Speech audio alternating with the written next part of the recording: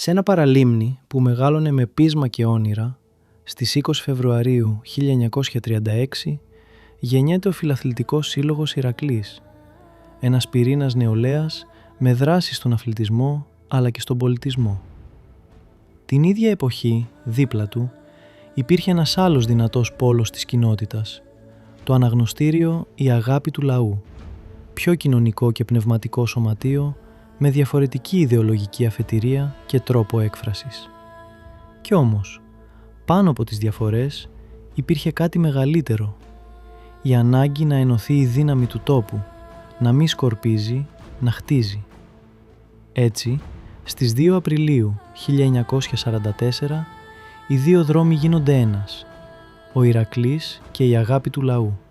Ενώνονται και γεννιέται η Ένωση Νέων Παραλιμνίου, μια ένωση όχι μόνο στο όνομα, αλλά στην καρδιά της, για να δυναμώσει το παραλίμνη, να δώσει στην νεολαία κοινή φωνή και να ξεκινήσει μια ιστορία που σήμερα μετρά 90 χρόνια ζωής. Είναι εκείνη που με έστησε σαν άνθρωπο.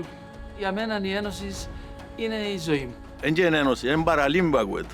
Ένωση Νέων Παραλιμνίου. Η προσπάθεια αυτή δείχνει σιγά σιγά να καρποφορεί, αφού την επόμενη χρονιά δημιουργείται η ποδοσφαιρική ομάδα και ομάδα στίβου και πραγματοποιείται ο πρώτος καταγραμμένος αγώνας με Γερμανούς εχμαλώτους πολέμου. Κατά τη διάρκεια του Εθνικού Απελευθερωτικού Αγώνα 1955 έως 1959 ΕΟΚΑ, η Ένωση Νέων Παραλιμνίου δεν ήταν απλώς μια ποδοσφαιρική ομάδα, αλλά ένα σημαντικό κοινωνικό και τοπικό κύτταρο στον αγώνα για αυτοδιάθεση και ανεξαρτησία της Κύπρου. Η πλειοψηφία των μελών της Ένωσης Νέων Παραλιμνίου εντάχθηκε στις γραμμές της ΕΟΚΑ, υποστηρίζοντας την ένοπλη αντίσταση κατά των Βρετανών και τον στόχο της Ένωσης με την Ελλάδα. Ο χώρος, κοντά στο γήπεδο του Σωματείου, έγινε γνωστός ως το Τρίγωνο του Θανάτου, λόγω των πολλών ενέδρων και ενεργειών της ΕΟΚΑ που στείνονταν εκεί. Οι Βρετανικές αρχές κατεδάφισαν το γήπεδο της Ένωσης Νέων Παραλιμνίου στα τέλη της δεκαετίας του 50, ακριβώς επειδή το θεωρούσαν κομβικό σημείο αντίστασης και συγκέντρωσης ενεργειών της ΕΟΚΑ.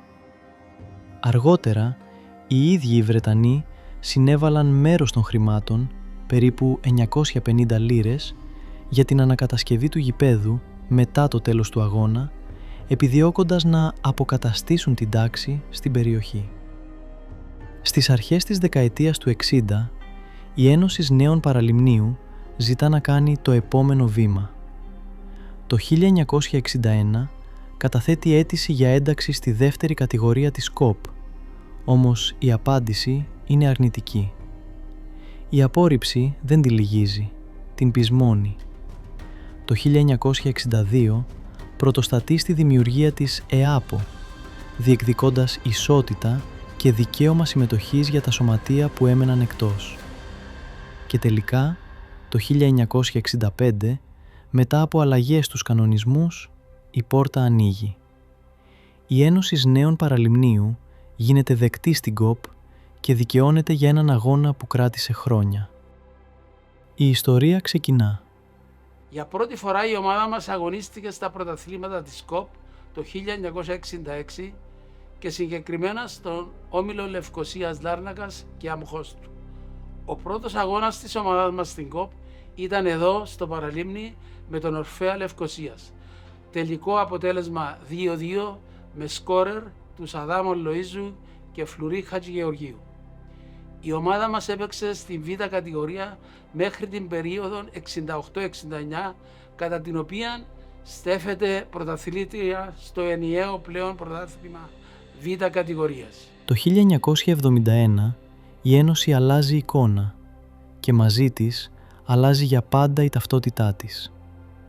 Εκείνη τη χρονιά η Ένωση Νέων Παραλιμνίου υιοθετεί για πρώτη φορά το βυσσινί, ένα χρώμα που δεν ήταν απλώς αισθητική επιλογή, αλλά σύμβολο.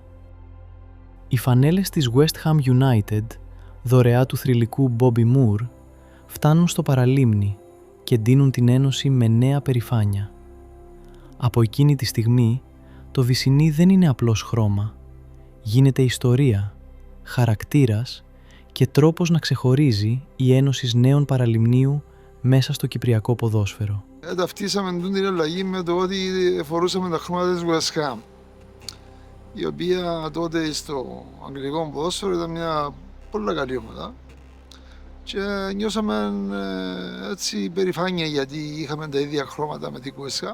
Στις αρχές της δεκαετίας του 70, η Ένωση Νέων Παραλιμνίου μπαίνει στην πιο λαμπρή περίοδο της ιστορίας της. Είναι τα χρυσά χρόνια, τότε που η Ένωση δεν αρκείται πια στη συμμετοχή, αλλά διεκδικεί κορυφές. Οι τελικοί κυπέλου γίνονται ο μεγάλος της στόχος και το όνομά της ακούγεται δυνατά σε όλη την Κύπρο. Χειρότερο οπωσδήποτε ήταν ο τελικός το 1975 με την Ανόρθωση. Έτσι μεσολαβήσαν και τα θλιβερά γεγονότα με την διαιτησία που δυστυχώς μας στήγησε η απώλεια του κυπέλλου. Το 1974 απέναντι στην Ομόνοια Λευκωσίας, το 1975 κόντρα στην Ανόρθωση Αμοχώστου και αργότερα ξανά σε μεγάλες βραδιές που σφράγισαν μια ολόκληρη γενιά. Μπορεί τα τρόπαια να μην ήρθαν, όμως εκείνα τα χρόνια καθιέρωσαν την Ένωση Νέων Παραλιμνίου ως δύναμη και χάραξαν ανεξίτηλα τη μνήμη του κόσμου της. Βίωσα τα καλύτερα μου χρόνια. Έχουν προπόνηση από τα Λίμβια. Ότο στόπ για την αγάπη της Ένωσης. Η καλύτερη μας πορεία. Πήγαμε και στο εξωτερικό, παίξαμε στο Κάιζερ Λάουδερ, σαν Ένωση Νέων Παραλιμνίου την Κύπρο. Ήταν η καλύτερη μας πορεία μέχρι το 80. Είναι η ψυχή, είναι η αναπνοή μου η Ένωση. Προσφέραμε, αλλά πρόσφερε μας η Ένωση. Δεν κερδίσαμε που η Ένωση. Ό,τι προσφέραμε, πήραμε και το ανάλογο. Δηλαδή, όπου πάμε, ξέρει μας ο κόσμος λόγω της Ένωσης. Και τούτο είναι μεγάλη τιμή. Το 1996 σηματοδοτεί μια αλλαγή εποχής για την Ένωση Νέων Παραλιμνίου. Στην Ένωση από μικρά παιδιά και αν ξαναγεννιόμουν πάλι αυτό θα έκανα και καλύτερα, θα προσπαθούσα καλύτερα. Εάν σου δώσει ένα χάρισμα ο Θεός να ασχοληθείς με αυτόν το αντικείμενο, έχεις υποχρέωση να δουλέψεις και να το δώσεις πιο στον κόσμο να χαρεί. Η ομάδα μετακινείται σε ένα γήπεδο που πληρεί πλέον επίσημες προδιαγραφές, αφήνοντας πίσω της μια μακρά περίοδο προσωρινών λύσεων. Για μένα η αξιοπρέπεια είναι η φανέλα, τίποτε άλλο. Δηλαδή ο κάθε ποδοσφαιριστής σε οποιαδήποτε ομάδα αγωνίζεται, η αξιοπρέπεια του είναι η φανέλα. Είναι εγωιστικό να κρατήσεις κάτι για σένα, αφού δεν σου ανοίγει.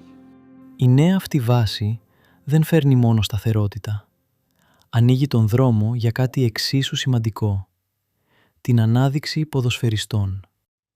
Από εκεί και πέρα, η Ένωση Νέων Παραλιμνίου αρχίζει να επενδύει πιο συστηματικά στη δουλειά, στις ακαδημίες και στο ταλέντο του τόπου. Και μέσα από αυτή τη νέα εποχή ξεχωρίζουν κάποια ονόματα που θα γράψουν τη δική του ιστορία στο κυπριακό ποδόσφαιρο. Μιχάλης Κωνσταντίνου, Γιασεμί Γιασεμάκη. Θυμάμαι ένα όνειρο είχα, να παίξω ποδόσφαιρο. Δηλαδή το αγαπούσα, το λάτρευα τόσο πολύ που από 5 χρονών έχουμε και κάτι λευκόματα που ήμασταν τότε στο δημοτικό, που γράφαμε ευχές στα γερέφια που ήμασταν μωρά. Και θυμάμαι όλοι οι συμμαθητές μου, επειδή το έχω ακόμα το λεύκομα, γράφαμε χρόνια πολλά Μιχάλη και σου ευχόμαστε να γίνεις ο καλύτερος ποδοσφαιριστής στον κόσμο. Δηλαδή από ό,τι θυμάμαι από μικρός ήθελα να παίξω ποδόσφαιρο. Και το όνειρό μου φυσικά, γιατί ο πατέρας μου αγωνιζόταν στην Ένωση Νέων Παραλιμνίων, να παίξω στην Ένωση και στην πορεία να παίξω στην Ελλάδα. Ναι, νομίζω, ναι. 19 χρονών. 18-19 χρόνων, ναι. Αναδεικνύεσαι πρώτο σκόρερ του Παγκυπρίου πρωταθλήματος. Κοίταξε, ήταν νομίζω σε τόσο νεαρή ηλικία να βγαίνεις πρώτο σκόρερ, νομίζω ήταν κάτι το φανταστικό. Και για μένα και για την ομάδα. Γιατί ουσιαστικά μεγαλώσαμε σε μια ομάδα που δεν είχαμε τίτλους, που ήταν το όνειρο όλους εδώ στο Παραλίμνη. Καταφέραμε πρώτα ο Τάσος Ζουβάνης και μετά εγώ, που ήταν ένα τεράστιο επίτευγμα για το σωματείο. Από εκεί και πέρα μετά η πορεία μου ήταν χαμηλών τόνων σιγά σιγά και με την πορεία που είχε η ομάδα μας η Ένωση στο πρωτάθλημα, 6η, 7η, 8η στο ποδοσφαιρικό πίνακα, στο βαθμολογικό πίνακα. Αυτό ήταν ένα σημείο, ένα κτίριο για τη μετέπειτα ποδοσφαιρική μου καριέρα. Τα γραφή στον Ηρακλή, αν και υπήρχαν καλύτερες προτάσεις να πάω στην Κύπρο, είχαν από τον Απόλλωνα και από την Ανόρθωση, θυμάμαι τότε, ήταν πολύ καλύτερες οικονομικά οι προτάσεις για να αγωνιστώ στο κυπριακό ποδόσφαιρο. Όπως είχα πει προηγουμένως, το όνειρο μου ήταν να αγωνιστώ στην Ελλάδα και αποφάσισα να πάω στον Ηρακλή, γιατί ήξερα από εκεί θα ήταν ακόμα ένα στάδιο, ένα ακόμα βήμα για να πάω ακόμα ψηλότερα, που ήταν ο στόχος μου και το όνειρό μου. Και αυτό έτσι προέκυψε και ο Παναθηναϊκός και ο Ολυμπιακός. Εντάξει, δεν ήταν εύκολο ή δεδομένο, ήθελε πολλή προσπάθεια, πολλή δουλειά, που τελικά τα κατάφερα και είμαι πολύ χαρούμενος. Πέρασα ωραία χρόνια και στις δύο ομάδες, είχαμε τις καλές και τις κακές στιγμές. Έκανα προαθλητισμό, αγωνίστηκα στο υψηλότερο επίπεδο στο Champions League και με τις δύο ομάδες, που ένιωσα ένα όνειρο που έγινε πραγματικότητα. Και υπάρχουν πολλές αξέχαστες στιγμές, και καλές και κακές, που μου πρόσφεραν αυτές οι δύο μεγάλες ομάδες. Ο τρόπος που έγιναν οι μετακινήσεις μου από το Παραλίμνη στο ΑΠΟΕΛ ή που το ΑΠΟΕΛ στον ΠΑΟΚ ήταν κάτι το οποίο όταν ξεκινούσαμε, πιστεύω και όλη της ηλικίας μου, από την ομάδα εδώ στο Παραλίμνη, στόχος μας ήταν να καθιερωθούμε στην πρώτη ομάδα του Παραλιμνιού και αν καταφέρουμε να παίξουμε στην εθνική ομάδα. Και έρχεται η ώρα αυτός ο μεγάλος ποδοσφαιριστής να ξανατιμήσει τα κυπριακά γήπεδα. Όταν έφυγα, είπα δεν θα ξαναγυρίσω πίσω στην Κύπρο να παίξω ποδόσφαιρο, όταν βρισκόμουν εκεί, αλλά ποτέ μη λες μεγάλα λόγια. Για κάποιους λόγους επέστρεψα πίσω στο κυπριακό ποδόσφαιρο, εντελώς διαφορετικών, ακόμα ψηλότερων επίπεδων. Επέστρεψα στην Ομόνοια, πέρασα ωραία χρόνια, έκανα προαθλητισμό και εκεί, πήραμε πρωτάθλημα, κύπελο. Πηγαίναμε, μπορώ να σου πω ότι πήγαιναμε άγνοια κινδύνου, δηλαδή ήμασταν τόσο... Αυτά δεν σε άγχωνε τι θα κάνεις, γιατί μάθαμε να δουλεύουμε στις προπονήσεις, να κάνουμε και τα αφήναμε και τρέχαν τα πράγματα μόνα τους. Γιατί δεν είχαμε βομβαρδισμό από ειδήσεις δεξιά-αριστερά και καταιγισμό, ούτως ώστε να έχεις επηρεασμό σήμερα όπως κρατάς το κινητό και σου γράφει ή θετικά ή αρνητικά για σένα, τα οποία μπορούν να σε επηρεάσουν. Έχω μεγαλώσει σαν φίλαθλος, σαν οπαδός, σαν ball boy, σαν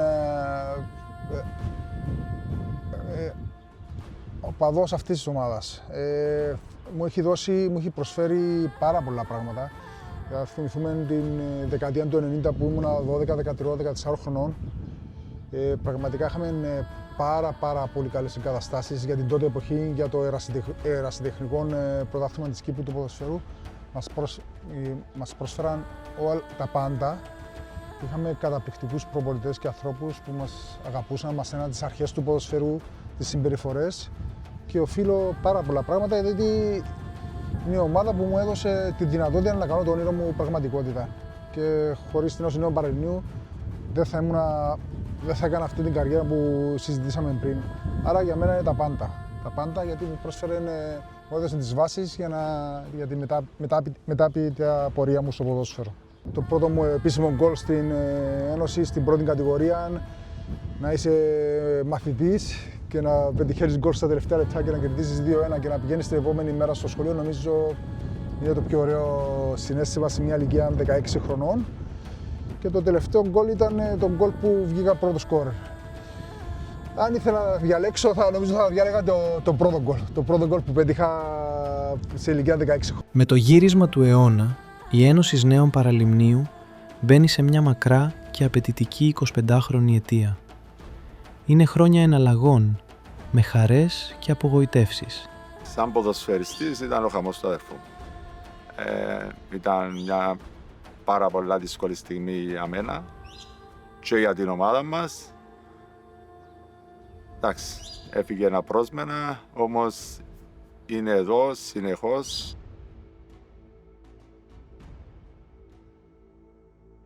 Ανόδους και υποβιβασμούς, αλλά και συνεχή προσπάθεια να κρατηθεί ζωντανή μέσα σε ένα ποδόσφαιρο που αλλάζει. Νιώθω περηφάνεια που τόσο μεγάλο χρονικό διάστημα να είσαι στην ομάδα και διατέλεσα και σαν αρχηγός πάλι για τη περηφάνεια το να είσαι και να ηγείσαι μιας ομάδας, ενός συνόλου, μόνο περηφάνεια νιώθεις και τίποτα άλλο. Έχω να θυμάμαι ότι ήταν πάρα πολύ ωραία χρόνια. Η ομάδα ήταν καθιερωμένη στην πρώτη κατηγορία. Διεκδικούσαμε πεντάδες, εξάδα, οχτάδα. Έχω να θυμάμαι ότι ήμουν περήφανος και όπως είπες, με υπομονή και επιμονή κατάφερα το παιδικό μου όνειρο να γίνω αρχηγός της ομάδας. Την περίοδο 2000 έως 2010, η Ένωση Νέων Παραλιμνίου ζει μια από τις πιο σταθερές και ανταγωνιστικές δεκαετίες της σύγχρονης ιστορίας της. Και η ευτυχισμένη στιγμή ήταν τον γκολ που σημείωσα με τον Εθνικό Άχνας, που ήταν 3 πόντοι παραμονής στην ουσία, γιατί είμαστε σε πολύ δύσκολη θέση, και το ότι το περίμενα σχεδόν 2 χρόνια να μπορέσω να το αφιερώσω στον αδερφό μου. Η ομάδα φιγουράρει σταθερά ανάμεσα στην 5η και την 8η θέση, καθιερώνοντας την παρουσία της στην πρώτη κατηγορία και κοιτώντας κάθε αντίπαλο στα μάτια. Είναι χρόνια με αγώνες που έμειναν χαραγμένοι στη μνήμη, με μεγάλες εμφανίσεις και τεράστιες νίκες που ξεσήκωσαν την κερκίδα και υπενθύμησαν ότι η Ένωση μπορούσε και μπορεί να σταθεί απέναντι σε οποιονδήποτε. Ήταν μια δεκαετία όπου η Ένωση Νέων Παραλιμνίου δεν έκανε απλώς αριθμούς, έχτιζε χαρακτήρα. Ξεκινούσαμε τις προπονήσεις μας στα Τσικό, που δεν υπήρχαν ακαδημίες της Ένωσης, με στόχο μόνο να παίξουμε στην πρώτη ομάδα, που ήταν το όνειρο του κάθε παιδιού. Η Ένωση Νέων Παραλιμνίου για μένα είναι τα πάντα, είναι η ομάδα μας, είναι η πόλη μας, είναι τα πάντα. Δεν μπορώ να σκεφτώ τη ζωή μου χωρίς την Ένωση Νέων Παραλιμνίου. Η πιο όμορφη στιγμή που έζησα ήταν το πρώτο γκολ που έβαλα με την ομάδα. Αν δεν κάνω λάθος, ήταν το 2009-10. Από το 2010 μέχρι το 2025, η Ένωση Νέων Παραλιμνίου ζει μια από τις πιο απαιτητικές περιόδους της ιστορίας της. Σε ένα ποδόσφαιρο που αλλάζει, με επενδυτές και νέες ισορροπίες, η Ένωση παλεύει για επιβίωση, κινούμενη ανάμεσα στην πρώτη και τη δεύτερη κατηγορία. Να βρει τα πατήματά της, να ανακτήσει την ταυτότητα της, την αξιοπρέπεια της και τη χαμένη έγκλη την οποία έχασε. Είναι η πρώτη φορά που έπεσε η ομάδα μας στη δεύτερη κατηγορία. Εύχομαι να υπάρξει ενδιαφέρον, να υπάρξει νέα γενιά, να έρθει κοντά στην ομάδα, διότι είναι αυτή την ομάδα και εμείς την έχουμε δανειστεί από κάποιους άλλους και έχουμε υποχρέωση να την παραδώσουμε σε μελλοντικές γενιές. Η Ένωση Νέων Παραλιμνίου όμως δεν είναι μόνο ποδόσφαιρο. Από τα πρώτα της βήματα μέχρι σήμερα, το Σωματείο διατηρεί ενεργά και τα τμήματα καλαθόσφαιρας και πετόσφαιρας, δίνοντας διέξοδο στον αθλητισμό σε δεκάδες νέους του Παραλιμνίου. Αν ένα πράγμα πρέπει να περηφανευόμαστε σαν Ένωση Νέων Παραλιμνίου, σαν Παραλίμνη, είναι ότι διαχρονικά, στο βάθος των χρόνων, ελάχιστες ομάδες στην Κύπρο καταφέραν να έχουν ενεργά σε πολλά καλών επίπεδων 3 διαφορετικά αθλήματα. Αυτή τη στιγμή το μπάσκετ στο Παραλίμνη είναι σε ένα πολύ καλό σημείο. Αυτή τη στιγμή μετράμε 200 παιδάκια στις ακαδημίες, κάτι που δείχνει ότι υπάρχει παρόν, αλλά υπάρχει και μέλλον. Με τα χρόνια, οι ομάδες αυτές δεν περιορίστηκαν στη συμμετοχή. Είχαν και αξιόλογες πορείες με παρουσίες σε υψηλά επίπεδα, δυνατές σεζόν και στιγμές που έφεραν περηφάνεια στο σωματείο και στον κόσμο του. Προσπαθήσαμε μια ομάδα ατόμων να έρθουμε κοντά στην ομάδα, να στηρίξουμε την καινούργια. Προσπαθήσουμε να κάνουμε μια καινούργια προσπάθεια, να πάρουμε πιο πάνω το άθλημα. Τότε με πρωτοστάτη τον Λούι Γιαννάκη, πήγαμε σε μια νέα συνθήκη πραγμάτων, να προσπαθήσουμε να αναπτύξουμε, να διεκδικήσουμε διακρίσεις. Γιατί η Ένωση Νέων Παραλιμνίου υπήρξε και παραμένει ένας πολυαθλητικός οργανισμός που υπηρετεί τον αθλητισμό συνολικά. Δημιουργήσαμε την Ακαδημία από το 0, που σήμερα αριθμεί 50 παιδιά και 4 αγωνιστικές ομάδες. Λοιπόν, και συνεχίζουμε την προσπάθεια για να φέρουμε, να ανοίξουμε κι άλλα κλιμάκια και να συνεχίζουμε να παίρνουμε προς τα πάνω τις ομάδες μας με στόχο να αναδείξουμε αθλητές και να προωθήσουμε τον αθλητισμό και την παιδεία.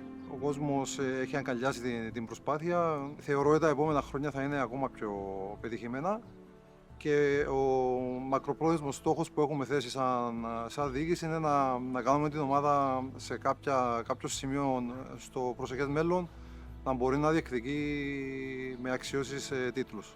Θα κρατήσω την πορεία που είχαμε κάνει την πρώτη μου χρονιά σαν προπονητής της ομάδας, όπου για σχεδόν ένα ολόκληρο πρώτο γύρο είχαμε παραμείνει αίτητοι και θεωρώ αν δεν είχαμε τα προβλήματα, τις ατυχίες που είχαμε με τους τραυματισμούς, θεωρώ ότι θα είχαμε πολύ μεγάλες πιθανότητες να διεκδικήσουμε τον τίτλο μέχρι το τέλος. Η όμορφη στιγμή ήταν όταν βγήκα πρώτο σκόρερ και θυμούμε έναν παιχνίδι στο Παραλίμνη με το ΑΠΟΕΛ το 3-0 στο παγιόν των γηπεδών.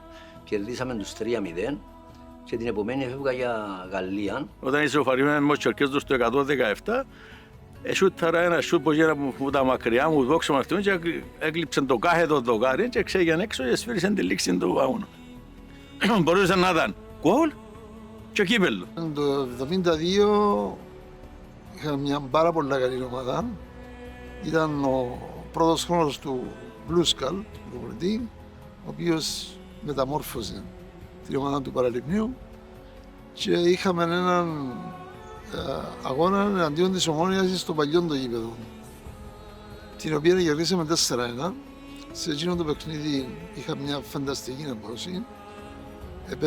Επέτυχα και το τέταρτο γκολ του Παραλιμνίου και θα μου μείνει αξέχαστο αυτό το παιχνίδι. Η παρακαταθήκη των 90 χρόνων ζωής της Ένωσης μας υποχρεώνει να αγωνιστούμε για να την ανεβάσουμε ακόμη πιο ψηλά. Οφείλουμε να είμαστε όλοι μαζί, ενωμένοι για το σωματείο μας, για το Παραλίμνη. Με υπομονή και επιμονή θα τα καταφέρουμε.